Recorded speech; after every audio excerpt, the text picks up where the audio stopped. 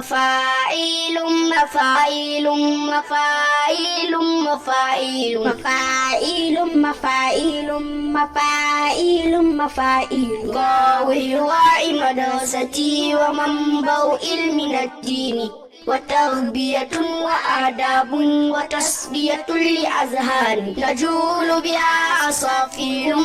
الحمد لله رب العالمين الرحمن الرحيم مالك يوم الدين والصلاة والسلام على أشرف المرسلين والعاقبة للمتقين ولا عدوان إلا على الظالمين. أما بعد. Les louanges, toutes les louanges sont à Allah, clément, miséricordieux, plein de majesté et de munificence.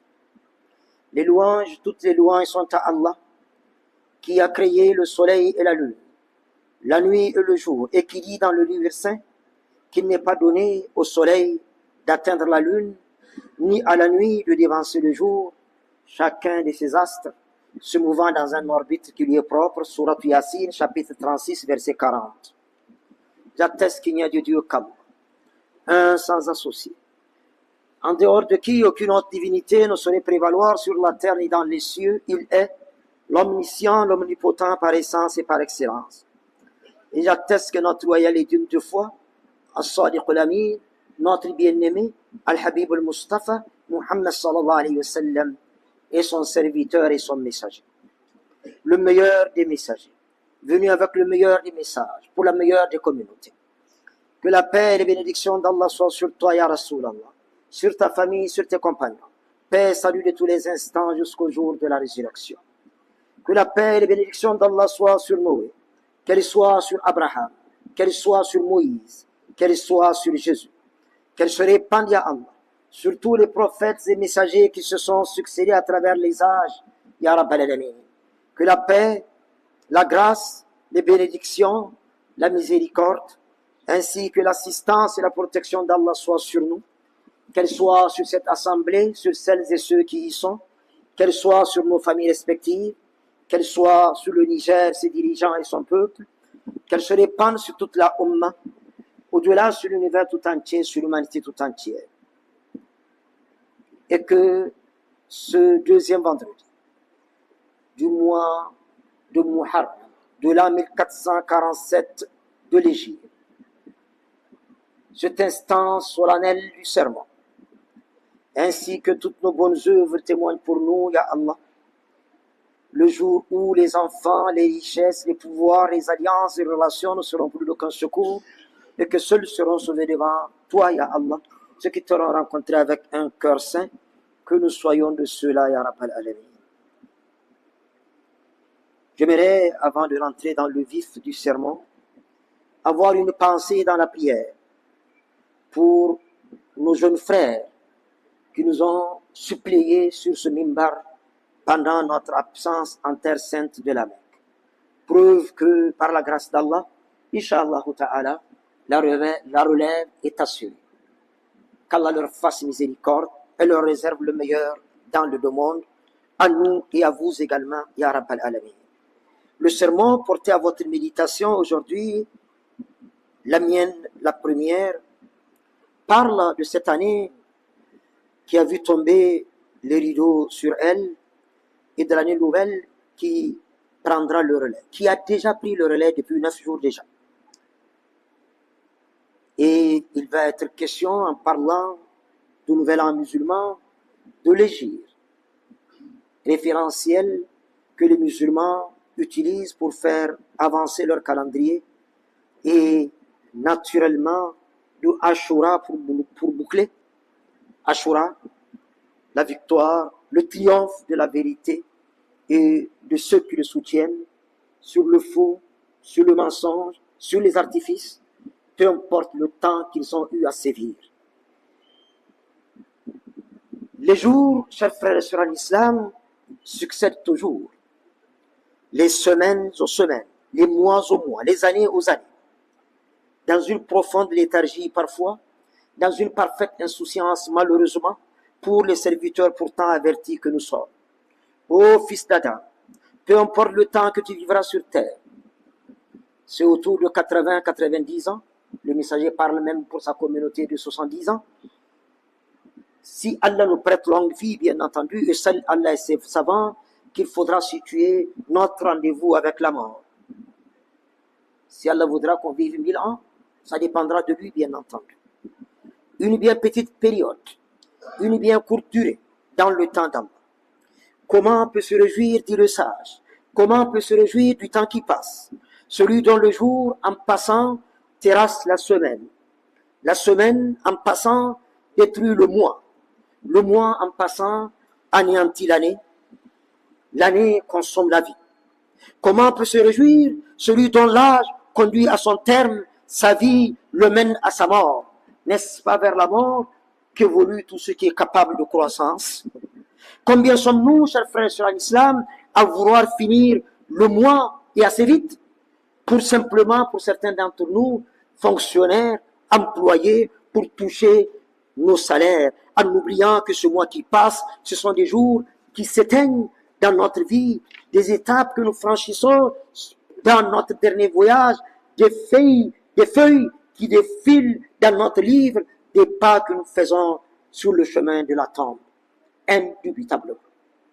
En principe, seuls peuvent se réjouir du temps qui passe ceux qui ont pris leurs provisions et se sont suffisamment préparés à rencontrer leur Seigneur, exalté soit-il, en s'acquittant honorablement de la mission qui leur a été confiée sur terre. Seigneur, fais que la vie présente soit pour nous un supplément de bien et la mort une dispense des maux, ya Rabbal Alamin. On avait demandé au prophète Nuh alayhi salam, qui a vécu dans sa communauté 950 ans, 1000 ans moins 50, pour reprendre une expression du Saint-Coran, comment as-tu trouvé ce monde? 950 ans de vie, de passage sur terre. Il répondit tout simplement, comme quelqu'un entrant dans une maison par une porte et sortant par une autre. Oh, que tout est dit. Nous sommes des voyageurs de passage. Nous sommes des passagers en escale. La terre est pour nous. Nous-mêmes sommes destinés pour l'au-delà. Certaines personnes pieuses décédées ont été vues en songe et ont confié à ceux qui les ont vus, bien entendu. Nous savons à présent, mais nous ne pratiquons plus. Vous pratiquez encore, mais vous ne savez rien. Retenez que là où nous sommes, un subhanallah ou deux, une raka ou deux, valent pour nous mieux que la terre et tout ce qu'elle contient. Cela peut se passer de tout commentaire. Combien sommes-nous, serviteurs du très glorieux, à avoir pensé à la mort, à notre rendez-vous dans la tombe? Aujourd'hui, hier, la semaine passée, toute cette année qui vient de s'écouler, bien peu. Alors que chaque fraction de milliardième de seconde de notre vie peut bel et bien coïncider avec notre rendez-vous avec la mort. Quand bien même nous serions les hommes les mieux portants de ce monde, que nous ayons toutes les pharmacies de la terre à notre disposition, toutes les sommités de la médecine mondiale à notre chevet, prêtes à réagir au moindre mal de tête, chaque fraction de milliardième de seconde de notre vie peut bel et bien coïncider avec notre rendez-vous avec la mort. Combien sont-ils à n'avoir eu de leur vie que le temps de mourir, le premier cri donnant la vie, coïncidant avec le dernier al-Karash, la mort, quand elle n'intervient pas, la mort, justement, dans l'intimité de l'utérus de nos mamans. La mort tient notre vie par les deux bouts. La vieillesse n'est pas plus proche du trépas que l'enfance. Une année s'est achevée, une autre a pris le relais. Que chacun fasse son compte. Nous sommes aujourd'hui au dernier vendredi de l'année hégirienne. C'est l'heure du bilan. Qu'avons-nous conservé pendant l'année écoulée? Qu'avons-nous préparé pour l'année qui commence? Que chacun fasse son compte, par rapport aux obligations de l'islam et comment il les a observées, par rapport aux droits des créatures d'Allah et comment il s'en est acquitté, par rapport à ses richesses, comment les a-t-elle accumulées et dans quoi il les a dépensées. Faisons nos comptes, chers frères sur l'islam, avant qu'on nous les fasse faire. Avons-nous déployé tous nos efforts à construire des châteaux dans lesquels nous n'habiterons pas, à amasser des fortunes que nous ne dépenserons pas, à engranger des provisions que nous ne consommerons peut-être pas?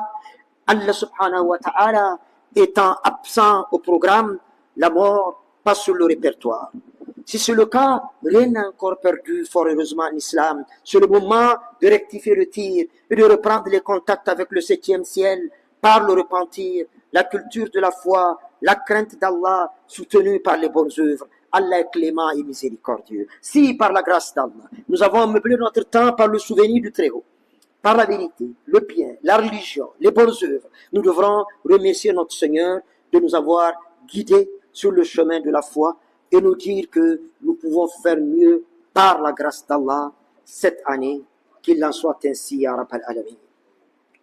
Qui dit nouvel an musulman, dit Hégire. L'Hégire.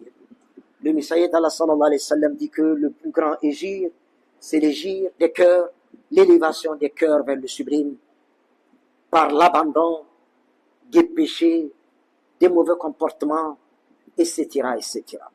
L'Hégire dont il s'agit, c'est celui-là qui va permettre, sur ordre d'Allah subhanahu wa ta'ala, à notre bien-aimé, après avoir permis à ses compagnons, qu'Allah les agrée tous, d'aller vers Yatrib, l'actuelle Médine, Allah va lui permettre à lui aussi de quitter la ville pour Médine.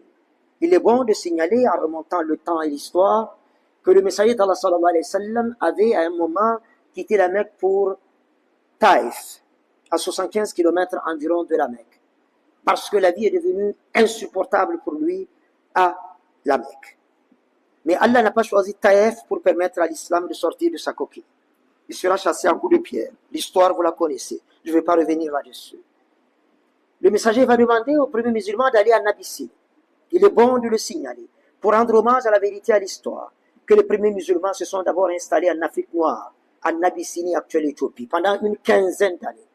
Et il est bon, en restant dans le registre de l'histoire, de signaler que l'islam est entré au Niger, à peine 33 ans après la mort du Messaïd Allah sallallahu alayhi wa sallam, en 666 déjà, par les oasis du Kawa, à Bilma, entre les mains du célèbre voyagiste conquérant Uqba ibn Nafi, qu'Allah l'ait en sa miséricorde. L'Hégire, chers frères sur l'islam, va permettre à l'islam de sortir de sa coquille et obtenir plus tard une audience et une envergure mondiale. Économiquement, politiquement, socialement et militairement, les données vont notoirement évoluer.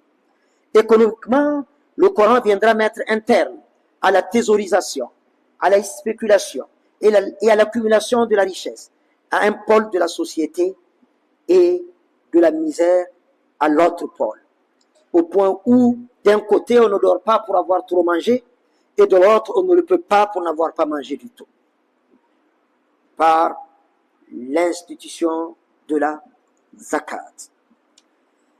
La riba, usure et prêts à intérêt sera interdite par une révélation du Coran et sera assimilée à une déclaration de guerre contre le Seigneur de l'univers, pour ceux qui, une fois mis au courant, passeraient outre.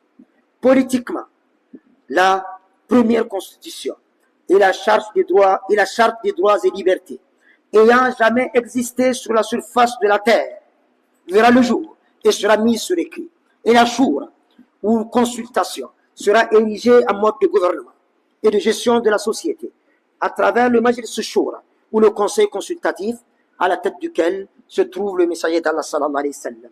Socialement, le Messager d'Allah sallallahu alayhi wa sallam va fraterniser entre les muhajiroun mécois, exilés de la foi, et Ansar médinois, qui leur ont ouvert leurs portes. Ainsi, chaque muhajir était lié par un pacte à un Ansar, et ce dernier devrait l'aider à s'installer, partager ses biens avec lui et lui permettre de vivre à Médine dans les conditions assez favorables. La hache de guerre brandie depuis plus d'un siècle entre les tribus de Haus et de Khazraj, de Yatrib, de Médine, soutenue par les tribus juives alliées de la ville, cela alors enterré en ce moment déjà les tribus juives pour attiser le feu. Selon les chroniques les plus dignes de foi et Allah le plus savant, cette guerre aurait duré 124 ans et serait provoquée par un coq qui aurait renversé la farine d'une voisine. Allahu a'lam. Wattaqu fitnatan la tusibanna alladhina zalamu minkum khassa. Allah dit d'éviter la fitna, elle ne s'arrête pas sur ceux qui l'ont provoquée. Militairement, l'Hégire permettra, quelques années plus tard seulement, au Messager d'Allah sallallahu alayhi wa sallam, de revenir occupé pacifiquement la Mecque à la tête de plus de 10 000 hommes. Pour toutes ces raisons et pour bien d'autres, l'islam et les musulmans ont décidé de faire avancer leur calendrier à partir de cette date sur proposition éclairée de Omar ibn al-Khattab, radiallahu anhu, deuxième calife de l'islam. Serviteur du très glorieux, chers frères sur l'islam, en remontant le temps, et il n'y a pas meilleur instrument pour mesurer l'avenir que le passé, vous pouvez aisément vous rappeler qu'ils n'étaient que deux dans la grotte de Hira, leur tête mise à prix, pour 100 chamelles chacun. Ils étaient 10 000 à entrer pacifiquement à la Mecque, en ce 20 janvier de l'an 630 de l'ère grégorienne. Ils étaient 700 à la guerre de Uhud, à l'issue de laquelle les musulmans ont dû compter 70 morts et 70 blessés, dont le messager d'Allah sallallahu alayhi wa sallam lui-même. Tous les pronostics à l'échelle de lui-même donnaient l'islam fini et enterré. Regardez par vous-même. Selon M. Kassab, dans ses 1000 vérités scientifiques du Coran, en faisant le bilan des forces en présence, on constate que la puissance de l'islam était quelque 100 000 fois inférieure à celle des autres religions révélées. 2000 musulmans pour 200 millions d'habitants. 200 km² pour Médine, 20 millions de kilomètres carrés pour le reste du monde, non compris, précise-t-il, le continent américain qui était inconnu à l'époque, ainsi que d'autres territoires éloignés. Et aujourd'hui, qu'est-ce qui se passe? Alors que tous les pronostics donnaient l'islam perdant, l'islam enterré, Allah va faire une révélation à l'issue de la guerre de Uhud. Ils veulent éteindre la lumière d'Allah par leur souffle, mais Allah fera atteindre à sa lumière son comble en dépit de la version des mécréants. Celui, avec grand N, qui a envoyé son messager avec la bonne direction et la religion de vérité pour avoir le dessus sur toutes les autres formes de croyance en dépit de la version des mouchriquins. Surat 61, Surat As-Saf, versets 8 et 9. Tous les pronostics à l'échelle de l'humain donnaient l'islam fini et enterré, et Allah annonce que sa lumière va atteindre son comble à l'échelle de l'univers. Et aujourd'hui, toujours selon M. Kassab, selon les estimations de l'ONU, et non de l'OCI, pour qu'on ne dise pas que nous sommes en train de tronquer les chiffres, selon les estimations de l'ONU, le nombre de musulmans en l'an 2100 sera de 4 milliards 412 millions d'habitants, laissant loin derrière le christianisme avec 2 milliards 228 millions de fidèles et le reste du monde avec 2 milliards 890 millions de membres, la civilisation chinoise comptant pour 1 milliard 481 millions d'adeptes. 4 personnes sur 10 à travers la terre seront de confession musulmane et la dynamique du mouvement ira crescendo chaque jour. Il a conclu en disant que ces données sont à vrai dire minorées. La tendance actuelle laisse penser que les musulmans seront encore plus nombreux, tant dans l'absolu que par rapport aux autres croyances. Fin de citation. Serviteur du très glorieux, chers frères sur l'islam,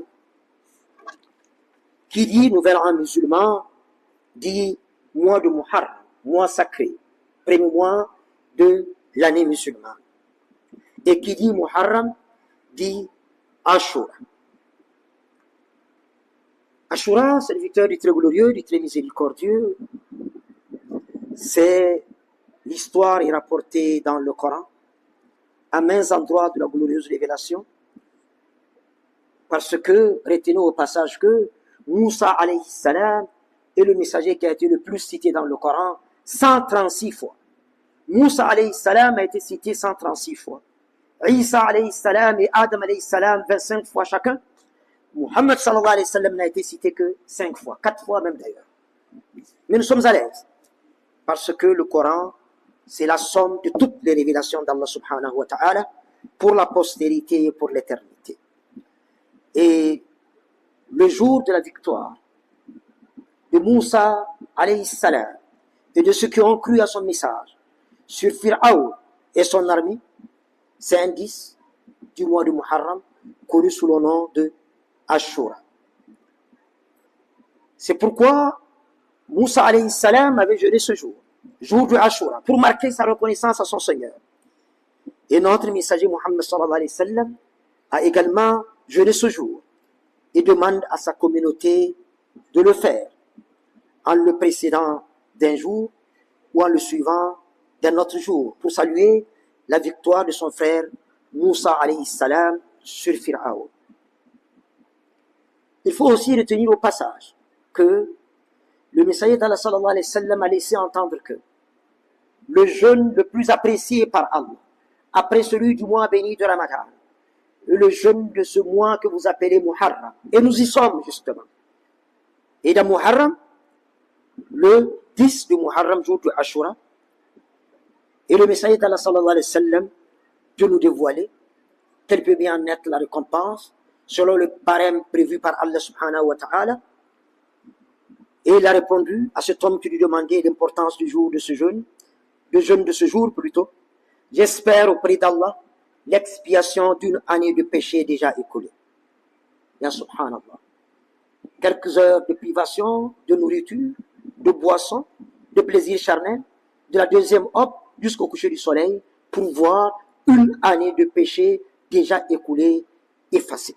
Ce n'est possible que par la grâce de la fontaine de toutes les miséricordes, qu'il en soit ainsi à Rabbal Alamin. Le messager donc, sallallahu alayhi wa sallam, en arrivant justement à Médine, nous sommes dans l'Égypte, va constater que les Juifs aussi jeûnent ce jour. Alors, pour se démarquer des Juifs, il leur dira d'ailleurs, moi je suis plus proche de vous à Moïse que vous. Les musulmans que nous sommes plus en droit de nous réclamer de Moïse que vous. Nous allons continuer à jeûner ce jour, mais il a annoncé que l'année prochaine, Inch'Allah, si Allah le prête en vie, il va jeûner le 9 et le 10. Et Allah voudra qu'il meure avant ce jour, avant l'année prochaine, avant d'arriver au jour de Ashura de l'année prochaine. C'est ainsi que, selon les oulémas et Allah le plus savant, il serait indiqué bon de jeûner le 9 et le 10. Le 10 et le 11, ou le 9, le 10 et 11. Mais celui qui jeûne le 10 aura, Inch'Allah ta'ala, réussi Ashura, qu'il en soit ainsi à Rabbal Alamin. Les histoires ne valent que par les leçons qu'on en tire, et j'aimerais quand même finir par là, du récit de l'histoire de Moussa alayhi salam et sa victoire sur Pharaon. On peut retenir entre autres que le dernier mot reviendra toujours aux croyants, peu importe leur nom, peu importe leur force, quand ils se cramponnent à la corde d'Allah et endurent dans la foi, la constance et la crainte d'Allah, parce que la victoire arrive avec la patience, l'aisance découle de la souffrance et la facilité est sœur de la difficulté. Deuxième leçon, le faux, peu importe le temps qu'il aura à sévir, peu importe ses mentors et ses sponsors, peu importe la force matérielle qui le soutient, est appelé à périr et sceller la place à la vérité. Troisième leçon, la permanence et la suffisance appartiennent à Allah et à Allah seul. Tout ce qui est sur la terre et dans les cieux est marqué par la finitude, excepté la face de ton Seigneur, au lieu de majesté et de gloire. Nous aimerions, en bouclant ce sermon, vous remercier du fond du cœur. Au nom de tous les pèlerins de notre cher Niger et au-delà, au nom de tous les pèlerins accourus des quatre coins du monde, répondant à l'appel du prophète Ibrahim alayhi salam, à Arafat, le jour du Arafat, l'an passé 1446, au meilleur endroit au monde, le plus grand jour de l'an. Vous nous avez accompagnés par les prières, par les invocations et par la grâce d'Allah. Le Hajj s'est déroulé dans des conditions assez acceptables. Qu'Allah vous donne la meilleure des récompenses. Et qu'Allah fasse que cette année 1447 soit une année de la victoire, de la paix sur la guerre, de la santé sur la maladie, de la vérité sur le mensonge, de la cohésion sur la division, du triomphe de la vérité, du droit et de la justice, de l'islam et des musulmans, ici, partout, en toutes circonstances, et une année du pèlerinage au lieu saint de la Mecque, qu'Allah nous compte au nombre de ses hôtes à Arafat, le jour de Arafat, le plus grand jour de l'an, au meilleur endroit au monde.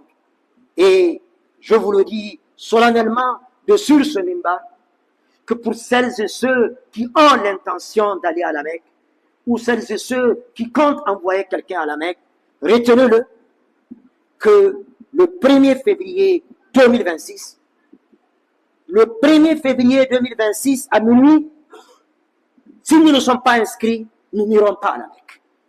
Ça ne dépend pas de nous, ça dépend des autorités saoudiennes.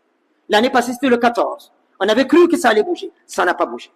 1er février, s'il vous plaît, faites passer le message et qu'Allah permette à toutes celles et tous ceux, aussi bien à partir du Niger que des quatre coins du monde, souhaiteraient se rendre à Arafat, le jour de Arafat, le plus grand jour de l'an, au meilleur endroit au monde, pour l'édition du Hajj 1447, y soit, par la grâce d'Allah, qu'Allah fasse régner la paix ici au Niger et partout à travers la terre et pour toujours. Priez pour le bien-aimé, Muhammad sallallahu alayhi wa sallam, prière sans laquelle aucune invocation ne montera au ciel. اللهم صل وسلم وبارك على محمد وعلى ال محمد كما صليت وباركت ورحمت على ابراهيم وعلى ال ابراهيم في العالمين انك حميد مجيد.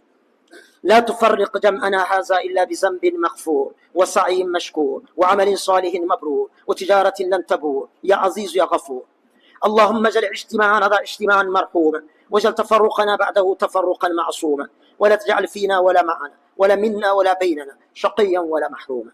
اللهم اجعلنا من المقبولين الفائزين ولا تجعلنا من المردودين ولا من المطرودين ولا من المغضوب عليهم ولا الضالين. اللهم أعد علينا الحج والعمرة أعواما عديدة وازمنة مديدة.